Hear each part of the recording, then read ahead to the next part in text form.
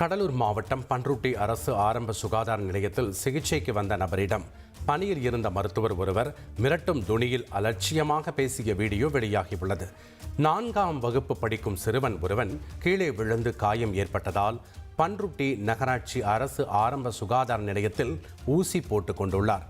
ஆனால் ஊசி போடப்பட்ட இடத்தில் தொற்று ஏற்பட்டு வீங்கிய நிலையில் இது குறித்து மருத்துவரிடம் பெற்றோர் கேட்டுள்ளனர். இதற்கு பதிலளித்த அரசு மருத்துவர் தன்னை எதுவும் செய்ய முடியாது என்றும் வழக்கு தொடுப்பேன் என்றும் மிரட்டும் துணியில் பேசியுள்ளார். நீங்கள் கம்ப்ளைண்ட் கொடுங்க மேடம். என் குழந்தைக்கு உடம்பு சரியில்லை, நான் வந்து உங்ககிட்ட ஒரு கேள்வி கேட்குறேன். உங்கள் ஹாஸ்பிட்டலில் இன்ஜெக்ஷன் போட்டு உங்கள் ஹாஸ்பிட்டலில் டேப்லெட் போட்டிருக்காங்க. நீ என்ன கேட்க எப்படி இங்கே போகிறாங்கன்னா உங்களுடைய ஹாஸ்பிட்டலில் இருக்கிறத நீங்கள் எப்படி நீங்கள் அலோட் பண்ணுறீங்க? வந்து 1 ஹவராக வெயிட் பண்ணுறோம். 10 மணிக்கு வரீங்க, ஸ்கூலுக்கு போகிற பிள்ளை 9 மணிலேருந்து வெயிட் பண்ணுறாங்க. 2 மணி நேரம் ஓபி பார்த்துட்டீங்க. எல்லாரும் அரசியல் செல்வாக்கோட கிளம்புற டாக்டர்லாம் ஓ சரி சரி.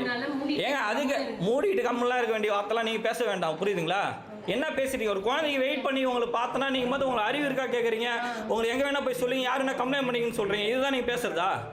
உங்கள்கிட்ட பேசணும் அவசியம் இல்லைங்க. ஒர்க் இன்டரப்ஷனுக்கே வந்து பேஷண்ட் மேலே கேஸ் போடலாம். ஐபிசி என் மேலே போடுங்கன்றேன். ஏங்க ஃபஸ்ட்டு கேஸே உங்களுக்கு டோக்கனே நான் தாங்க நிற்கிறேன். என்கிட்ட என்ன பேசிட்டு இருக்கீங்க? வல்கர வார்த்தை விடுறீங்க, ராங்க வார்த்தை விடுறீங்க. என் சீட்டில் நீங்கள் வேணா உட்காந்து பாருங்கன்றீங்க.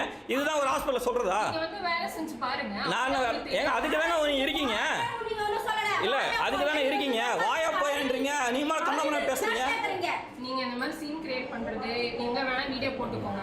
ஆனா உங்களுக்கு கடவுள் என்ன செய்யணுமோ ஏன் கடவுள்ல கொஞ்ச முன்னாடி தான் கம்ப்ளைண்ட் கொடுக்க போறேன் நீங்க ஸ்டேஷன்ல. ஏன் ஃபர்ஸ்ட் ஒரு பொதுவான சோஷியல் சர்வீஸ் பண்ணும்போது அதனுடைய மதிப்பை கொடுங்க.